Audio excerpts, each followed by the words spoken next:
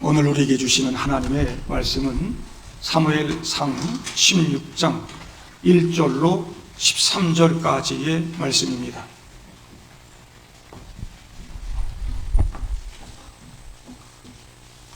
사무엘상 16장 1절부터 13절까지입니다. 여호와께서 사무엘에게 이르시되 내가 이미 사울을 버려 이스라엘 왕이 되지 못하게 하였거늘 네가 그를 위하여 언제까지 슬퍼하겠느냐?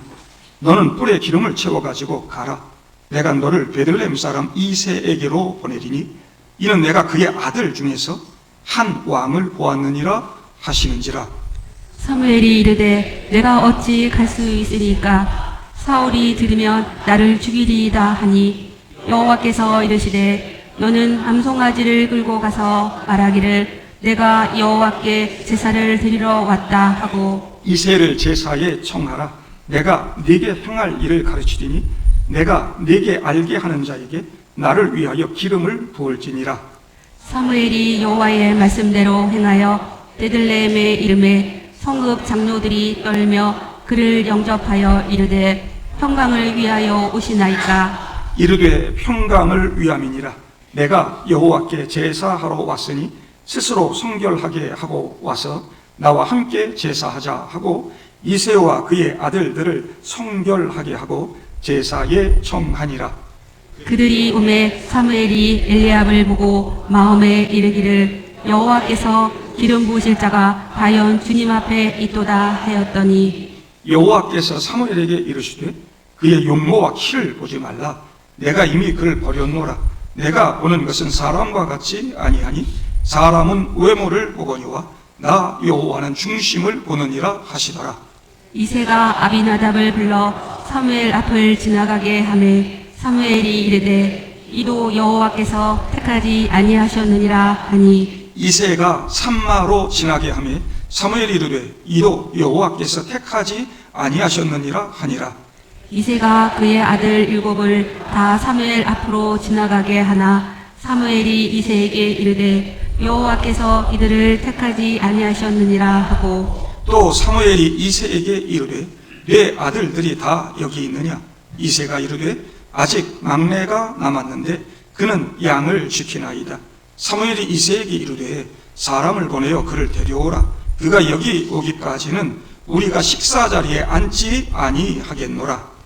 이에 사람을 보내어 그를 데려오매 그의 빛이 붉고 눈이 빼어나고 얼굴이 아름답더라. 여호와께서 이르시되 이가 그니 일어나 기름을 부으라 하시는지라. 같이요. 사무엘이 기름 뿔병을 가져다가 그의 형제 중에서 그에게 부었더니 이날 이후로 다윗이 여호와의 영에게 크게 감동되니라. 사무엘이 떠나서 라마로 가니라. 아멘. 반갑습니다, 여러분. 작은 연휴가 된 것 같아요. 그래서 그런지 오늘 일부 예배 시간에 많이들 와서 예배를 드리고 가셨습니다. 그럼에도 불구하고 이렇게 연휴 즐기러 떠나지 않으시고 예배 가운데 나오신 여러분들 우리 주님께서 또 함께 해주시고 또 큰 은혜로 채워 주실 줄로 믿습니다. 동네가 갑자기 시끄러워졌습니다. 왜 그러죠? 선거운동이 시작이 돼가지고 마이크 소리 들리고 막 시끄럽습니다. 내가 지지하고 내가 찍은 사람 당선되면 내가 이긴 것처럼 얼마나 좋은지요?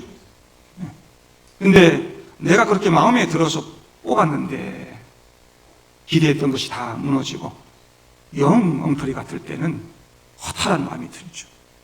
내가 속았다 이런 마음이 괴롭습니다. 사람 볼 줄 몰랐던 거죠. 외모나 조건을 보고 진정성 없이 떠버리는 말만 듣고 믿으면 그렇게 되는 것입니다. 인생 살면서 나이를 먹어갈수록 그런 경험들이 많이 쌓이다 보면 분별력이 더 생기고 성숙해져야 하는데 오히려 그러지 못한 모습을 보면서 참 이상하다 이런 생각을 해봅니다.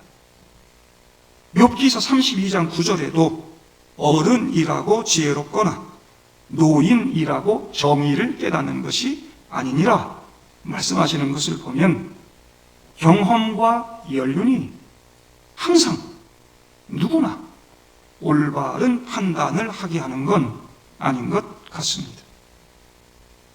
키도 크고 외모도 출중하고 좋은 집안의 아들이었던 그 사울의 진짜 본 모습을 보고는 처절하게 후회하고 슬퍼하면서도 오늘 또 그 외모에 속아서 왕 삼으려고 하는 늙은 사무엘을 보면서 하나님의 사람으로 살았던 사무엘도 이럴 수 있구나 하는 생각을 했습니다.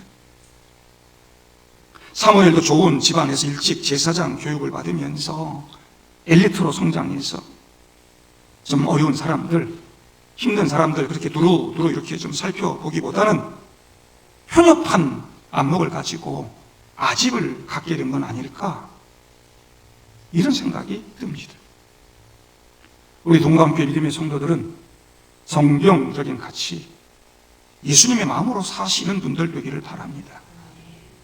신앙생활 오래 해갈수록 예수의 가치, 영적 분별력을 잃어버리지 않도록 부단히 노력하는 그런 그리스도인들 되기를 바랍니다. 사울의 실패를 보며 허탈한 마음 가진 이 사무엘은 슬픔으로 나날을 보내고 있었습니다. 사울 왕을 생각하면 안타깝고 이스라엘을 생각하면 걱정이 돼서 잠 못 이루고 눈물 흘리는 날이 많았을 것입니다. 하나님께서 사울을 왕 삼은 거 후회한다 하실 만큼 상황은 최악이었습니다. 처음 사울은 겸손했습니다. 하지만 점점 더 사람들의 칭찬을 더 좋아하게 됐어요. 하나님보다 사람 눈치 보기 시작했어요. 하나님 없는 일들 자꾸 하고. 그래서 하나님은 사울을 왕으로 세우신 것을 슬퍼하시는 상황까지 오게 된 거죠. 앞장에 11절 보면 내가 사울을 왕으로 세운 것을 후회하노니. 이 말을 많은 분들이 오해하고 하나님이 후회하시는 분인가? 하나님이 실수한 다음에 후회도 하고 그런 분인가? 사울이 그럴 줄 애초부터 몰랐단 말인가? 그래서 후회하셨단 말인가? 이런 생각합니다. 하나님도 인간적인 그런 감정을 가지고 막 이렇게 판단한 거 바꾸고 막 그러시는가? 그 15장 11절에 후회하다라고 하는 히브리어 단어는 나함이란 말입니다. 이 단어는 내가 잘못했네 이런 뜻이 아닙니다. 깊이 숨쉬다라는 뜻에서 나온 단어예요. 그래서 저는 생각해보면 이게 하나님의 한숨 이렇게 번역될 수도 있지 않을까? 하나님의 한숨. 기대를 저버리는 사울을 보면서 그 하나님은 슬퍼하시니 한숨 쉬시는 거죠. 마음 아파하시고 한식하시고. 하나님의 후회는 하나님이 미래를 잘 몰라서 잘못 선택해서 그래서 후회했다 이런 뜻이기보다는 사울의 죄악 때문에 하나님 마음에 깊은 슬픔이 있었다는 표현인 것입니다. 여러분 성경 전체는 하나님은 실수하지 않는 분이라고 분명히 말씀합니다. 특히 그 15장 11절 아래 29절에는 이렇게 말씀하거든요. 이스라엘의 지존자는 거짓이나 변개함이 없으시니 그는 사람이 아니시므로 결코 변개하지 않으심이니이다. 그랬어요. 같은 15장 말씀 안에서 한쪽은 하나님은 후회하신다. 한쪽은 하나님이 결코 변개하지 않으신다. 이 두 표현이 함께 나오니까 이거 지금 성경이 모순된 거 아닌가 이렇게 말할 수 있지만 그때 상황에 맞게 그때 관점으로 인간의 표현으로 그렇게 지금 설명하고 있는 거예요. 하나님은 인간처럼 감정 기복 때문에 흔들리고 정보가 부족하셔가지고 실수했다가 그 잘못된 판단 때문에 다시 수정을 하고 실수하고 재검토하고 어떻게 하면 좋냐 후회하고 그런 분이 아닙니다. 하나님은 절대자이시죠. 불변하시는 분입니다. 그렇지만 하나님은 살아계신 인격적인 하나님이시다. 저와 여러분들과 함께 교제하시는 하나님이시다. 그래서 우리를 바라보며 사랑하시기도 하고 긍휼히 여기시기도 하고 우리들이 짓는 죄 때문에 막 안타까워하시기도 하고 진노하시기도 하고 이렇게 슬퍼하시기도 하고. 사울은 왕 돼서 단순히 지금 행정적으로 실수하고 이런 게 아니잖아요. 하나님과의 그런 언약 관계를 지금 배신하고 있단 말이죠. 하나님 없는 삶을 선택했다고. 그러니 이 후회란 말은 내가 괜히 왕 삼았어 이런 뜻이 아니라 사울이 끝내 나를 버렸구나. 하나님의 비통함을 드러내는 그런 표현이에요. 여러분, 성경은 하나님의 언어로 기록된 게 아니고 인간이 알아들을 수 있는 인간의 언어로 기록된 책입니다.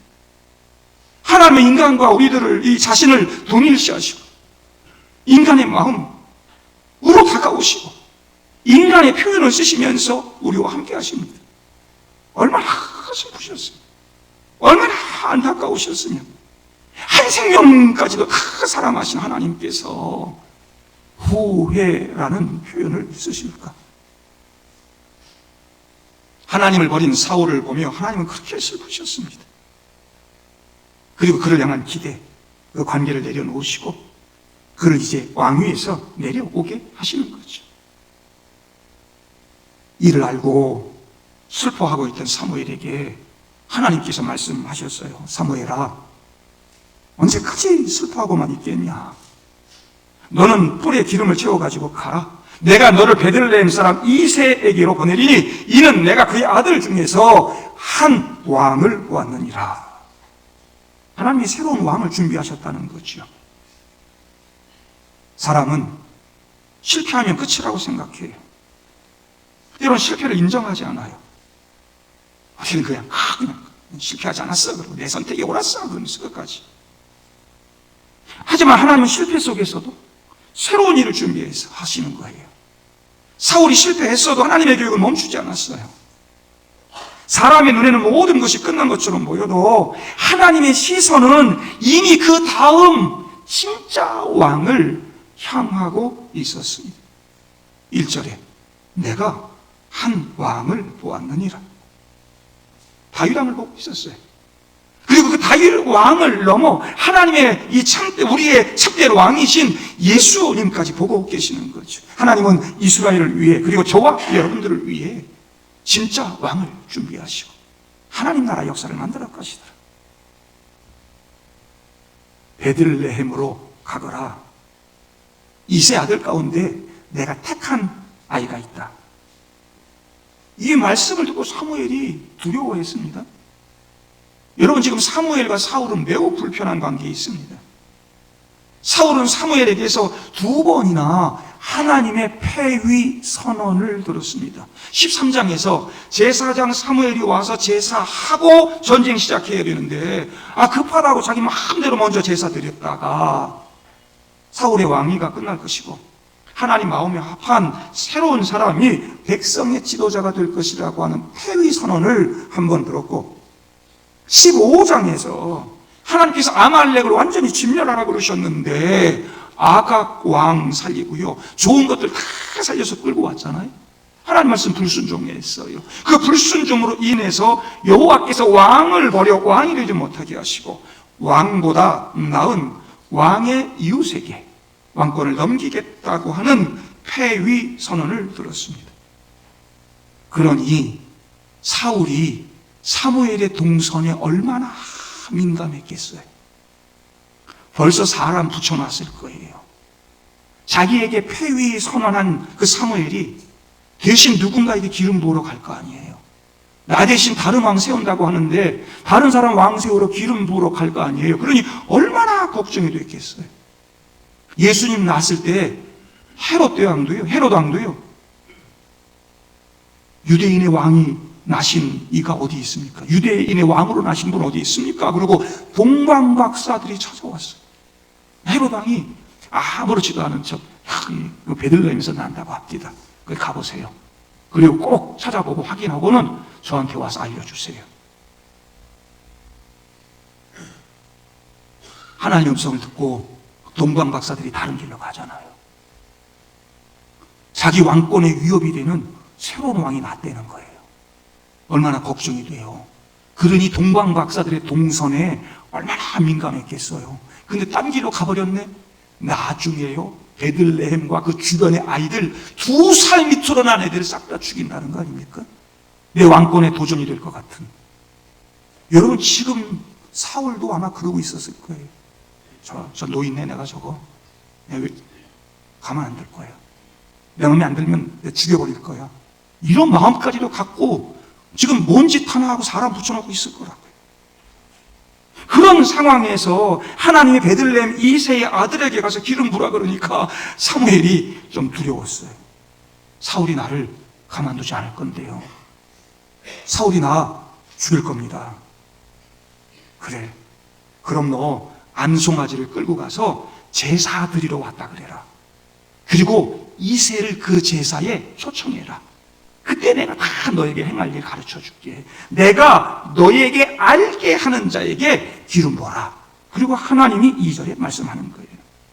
그러니까 사무엘이 하나님의 명령을 듣고 베들레헴으로 갔어요. 초청을 받은 이새가 그의 아들들과 함께 제사에 참석했어요. 사무엘은 이제 그들을 쫙 보면서 좋다. 이 중에 기름 부어 왕을 세울 자가 있겠구나. 첫째 아들 엘리압이 딱 앞에 섰는데 그를 딱 보자마자 와우, 키가 크고 막 잘생기고요, 엄청 좋아 보이고 강해 보였어요. 사무엘이 속으로 생각했어요. 오케이, 바로 이 녀석이야. 6절 보면 여호와의 기름 부으실 자가 과연 주님 앞에 있도다 그러잖아. 하지만 사무엘의 속마음을 읽은 하나님께서 말씀하십니다. 그의 용모와 키를 보지 말라. 내가 그를 버렸노라. 그리고 아주 중요한 말씀하시죠. 7절에 내가 보는 것은 사람과 같지 아니하니 사람은 외모를 보거니와 나 여호와는 중심을 보느니라. 세상은 겉모습을 봐요. 누가 더 외모가 멋지고 잘생겼는가? 누가 더 스펙이 좋고 학력이 좋은가? 누가 더 돈이 많고 권세가 있고 힘이 센가? 누가 더 인기가 많은가? 외적인 조건, 외모를 보지요. 하지만 하나님은 그 중심, 인간 됨됨이, 그 사람의 정신, 머리, 속마음을 보시는 거예요. 겉사람은 진짜가 아닙니다. 근데 많은 분들이 외모에 속아요. 외모에. 늙은 이삭이 염소 가죽 좀 이렇게 뒤집어 썼다고 자기 아들에게 속잖아요. 외모 이렇게 만져봐봐요. 털이 좀 있구나. 네가 애서구나. 이런 속잖아요. 외모 보고. 그러나 중심 보시는 하나님은 속지 않으신다는 겁니다. 여러분, 이런 하나님의 시각을 이식받아야 돼요. 날마다 훈련돼야 돼요. 그렇게 하나님의 시각을 이식받을 때 잘못 선택하지 않습니다. 그렇게 해야 투표할 때도 속지 않아요. 그렇게 해야 바르게 세우는 거예요. 사울은 겉으로는 왕 같았어요. 키도 크고 막 멋졌어요. 하지만 그 중심은 하나님에게서 멀어져 있었잖아요. 반대로 그 누구도 주목하지 않았던 다윗은 들판에서 양치던 작은 목동이었어요. 그런데 하나님은 그 다윗의 중심을 주목해 보셨어요. 하나님을 사랑하는 마음, 작은 일에도 충성하는 그 인간 됨됨이, 예배하는 마음, 순종하는 마음 다 보셨어요. 우리가 외적인 조건으로 사람 평가하는 습관도 버려야 하겠지만 겉모습으로 판단하고 평가하는 세상에 발맞춰서 예수 믿는다고 하는 나도 이것저것 갖추고 뭐 치장하고 뭐 겉모습 포장하고 이러느라고 하나님 나라 중심에서 멀어지고 있는 건 아닌지 되돌아봐야 하는 것입니다.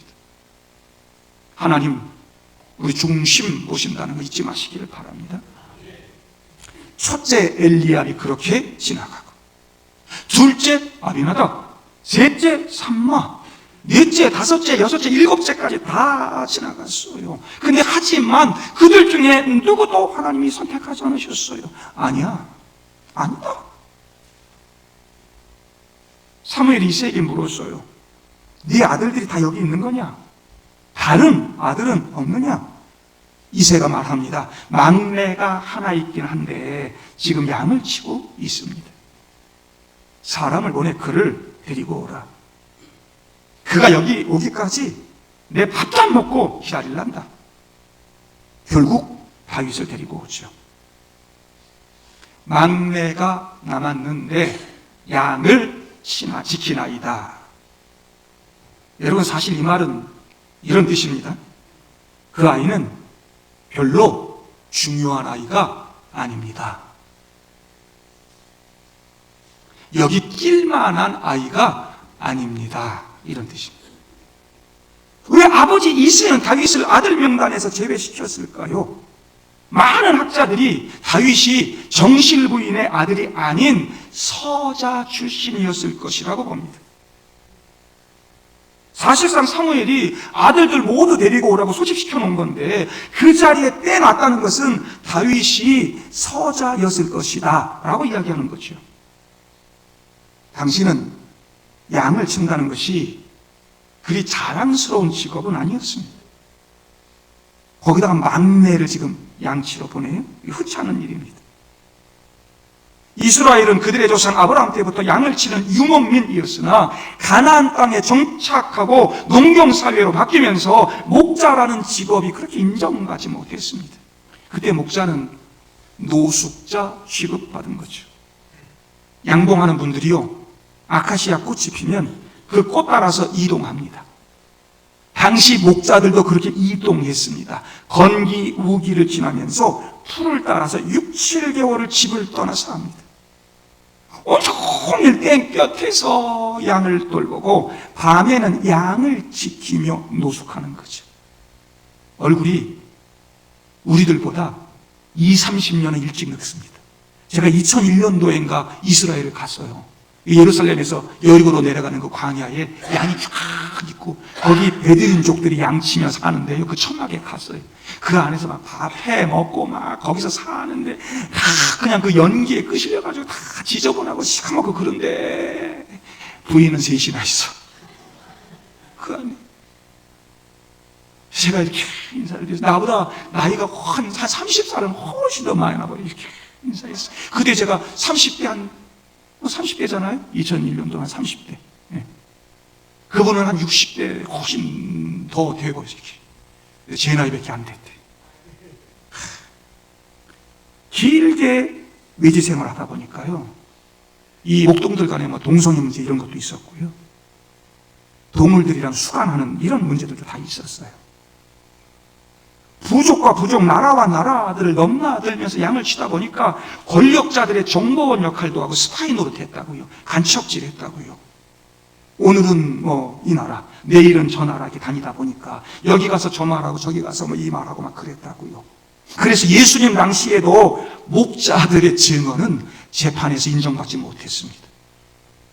그때는 여인들의 말도 존중받지 못하던 그런 시대인데 예수님 탄생할 때 증인이 목자들이라. 예수님 부활의 첫 증인이 여인들이라. 이거 아이러니하지 않습니까?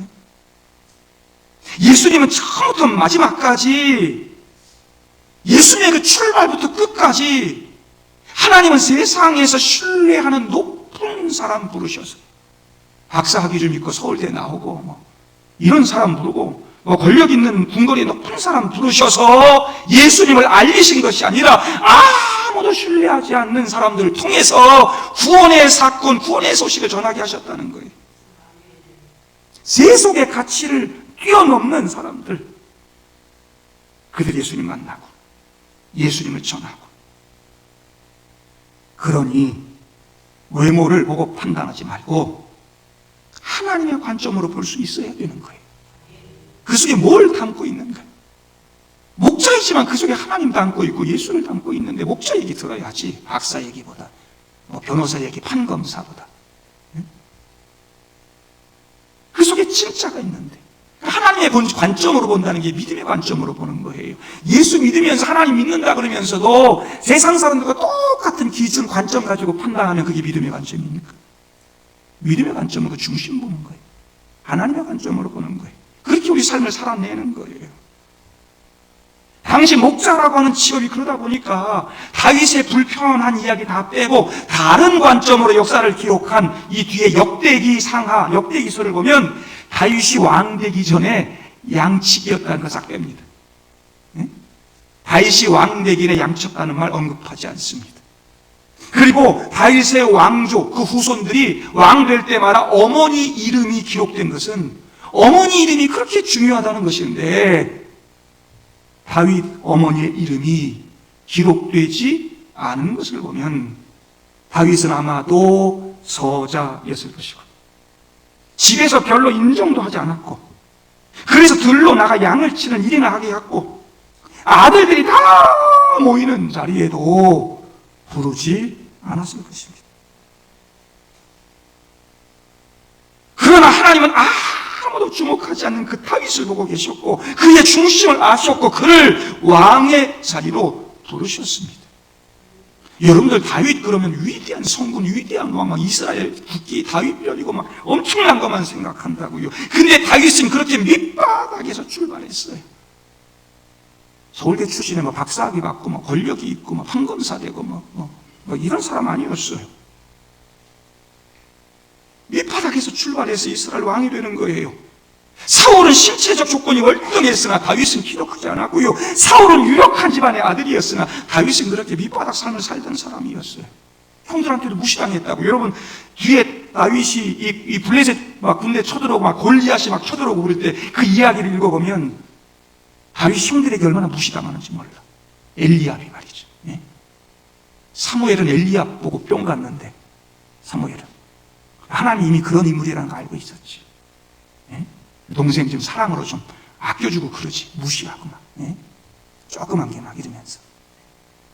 엘리압이 그런 사람이라는 하나님 다 아셨다. 다윗은 그렇게 무시당하고 살았어. 하나님은 그런 다윗을 사용하셔서 하나님의 구원 사건, 하나님 나라 역사를 만들어 가셨습니다. 그렇게 다윗이 들어왔는데 그의 빛이 붉고 눈이 빼어나고 얼굴이 아름답더라. 여호와께서 이르시되 이가 그니 일어나 기름을 부으라. 바로 이 아이야, 기름을 부어라. 사무엘이 다윗의 머리에 기름 부었습니다. 그러자 하나님의 영이 다윗과 함께 했습니다. 13절 이날 이후로 다윗이 여호와의 영에게 크게 감동되니라. 이르고 나서 다윗이 왕될 때까지 얼마나 험난한 삶을 살았는지 몰라요. 광야의 삶을 살아냈어요. 좁은 길을 걸어갔어요. 성령께서 그와 함께 하지 않았다면 감당할 수 없었을 거예요. 성령께서 그와 함께 하시고 그를 붙들어 주시고. 여러분 앞에서 말했듯이 들에서 양치는 목자가 얼굴이 아름다울 수가 없다니까요. 그런데 하나님은 누구도 주목하지 않던 다윗의 중심을 보시고 그의 외모를 아름답더라 평가해 주시고 그에게 성령을 부어주시는 것입니다. 여기 아름답더라. 여러분 다윗이 정말 아름다웠을까? 양치다운 사람이 목자가 절대 아닐 거라고 저는 봐요. 중심을 보니까 내면을 보니까 아름답더라. 여러분들이 그렇게 아름다울 수 있기를 바랍니다. 하나님이 보시면서 아름답다 그렇게 인정해주는 사람들 될 수 있기를 바랍니다. 다윗은요 양치면서 아이고 내 신사요 나는 이게 뭐야. 형들은 지금 얘기 들어보니까 귀한 잔치에 초대받다 갔대는데 그러지 않았습니다. 골리앗을 치러 갈 때 사울 왕 앞에서 그가 고백한 내용을 들어보면 그는 양치는 일에 자기 목숨을 아끼지 않았고요. 순간순간마다 하나님을 신뢰했습니다. 들판에 머물고 그 들판에서 노숙하고 자면서 하늘을 보고 별을 보고 노래할 줄 아는 사람이었습니다. 시편을 보세요. 그가 얼마나 많은 시를 남겼는지, 얼마나 아름다운 청년이었는지, 그 중심이 하나님과의 관계 속에서 아름답게 만들어져 갔던 그 다윗. 세상이 왜 나를 몰라주지? 그렇게 불평하기보다는 내가 정말 나를 잘 아시는 주님과 동행하고 있는지, 여전히 하나님을 신뢰하면서 나에게 주어진 삶 속에서 나의 진정한 가치를 찾고 있는지 내 자신을 되돌아볼 수 있기를 바랍니다. 오늘 다윗이 기름 붓는 다윗에게 기름 붓는 이 이야기에는 아주 중요한 비밀이 숨겨져 있습니다. 사실 하나님이 다윗을 왕으로 선택하신 것은 단지 실패한 사울 왕 다음에 좋은 왕 하나 세우는 것만이 아니었습니다. 제가 앞에서 잠깐 언급했지만 하나님은 다윗을 통해서 앞으로 오실 진짜 왕을 보여주고 계시는 것입니다. 다윗은 예수님을 보여주는 그림입니다. 이걸 어려운 말로 표현하면 예표라고 그럽니다. 쉽게 말하면 미리 보여주는 그림인 것입니다.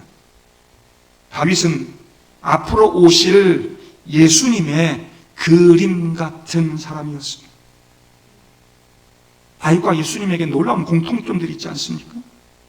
둘 다 베들레헴에서 나왔습니다. 다윗은 베들레헴 사람이었습니다.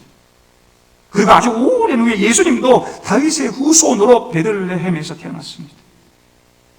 생명을 주는 땅, 떡집, 하나님이 생명을 지켜주시고 풍요를 주시는 그 땅, 그 속에서 다윗도 나고 예수님도 나고 영원한 생명을 주고, 여러분 이거 우연이 아닙니다. 하나님께서 오래전부터 준비하신 일입니다. 둘 다 사람들이 기대하지 않았습니다. 다윗은 형들 가운데 아주 작고 약해 보였습니다. 예수님께서도 화려한 궁전이 아니라 마국간에서 태어나셨습니다.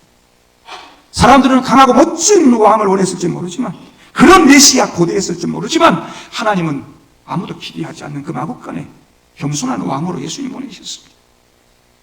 둘 다 백성들 사랑했습니다. 다윗은 양들을 생명처럼 여기고 지키는 참 목자였습니다.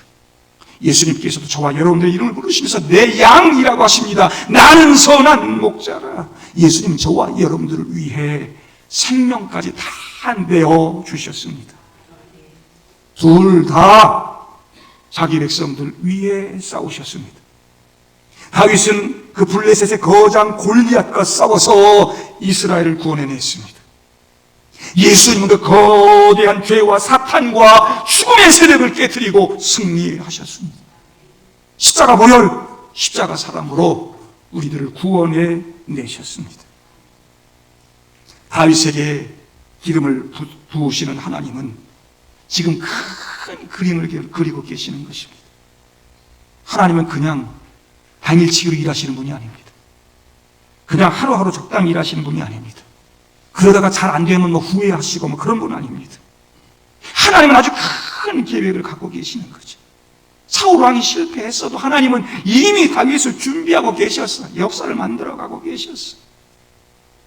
다윗 뒤에 멀리 예수님 준비하고 계셨어요. 예수님을 통해 우리까지 구원하시려는 계획을 갖고 계셨고, 예수님 이 땅에 그렇게 낮아지시고 오셨어요. 세상이 주목하지 않는 그 예수님, 그분이 십자가에서 우리를 구원해내시고 왕 중에 왕이 되시고 하나님 나라를 우리에게 주시는 역사, 하나님께서 계획하시고 다 만드셨다. 하나님이 그렇게 대충 하시는 분 아닙니다. 그러니 여러분, 지금 내가 좀 볼품없고 내 형편이 좀 모자랄거도 외적으로 좀 내가 좀 부족하다고 해서 적당히 살지 마십시오. 하나님의 큰 그림을 보면서 멀리 바라보고 하나님의 역사에 들어가는 믿음의 사람들 되기를 바랍니다. 다윗처럼 하나님의 그 중심에 마음에 합한 그런 사람들 될 수 있기를 바랍니다. 그저 세상 사람들 쫓아가려고 아둥바둥 그러지 말고, 나는 서울대도 못 나오고 학력도 나쁘고 외모도 이쁘지도 않고 잘생기지도 못하고 나는 볼 것도 없고 돈도 없고 난 이게 뭔가, 그게 신세에 타령하지 말고 내게 주어진 삶 속에서 내 삶의 진정한 의미를 좀 찾아가고, 요즘 드라마 중에 모자, 무사 들어보셨어요? 모두가 자신의 무가치함과 싸우고 있다면 이겁니까? 여러분, 내 진정한 가치가 어디서 드러나는가? 진정한 가치. 그 세상 속에서 아둥바둥 찾으려고 하지 말고 하나님과의 관계 속에서 나의 가치를 찾아내는 여러분 되시길 바라요. 하나님께 쓰임받는 사람 되기를 바라요. 큰 그림을 그리시는 하나님이라는 거 절대 잊지 말고, 지금 당장 내 눈앞에 있는 그 어려움들, 이런 것들 때문에 낙심하지 말고 하나님 바라보고 사는 여러분들 될 수 있기를, 내 마음 중심이 하나님 마음에 합한 사람이 되도록 믿음으로 더 훈련받고 세워지는 그런 성도들 되도록 많이 기도하시고, 우리 하나님 뜻대로 살아가는 그런 믿음의 성도들 다 되시기를 주님의 이름으로 축복합니다. 함께 기도하시지요.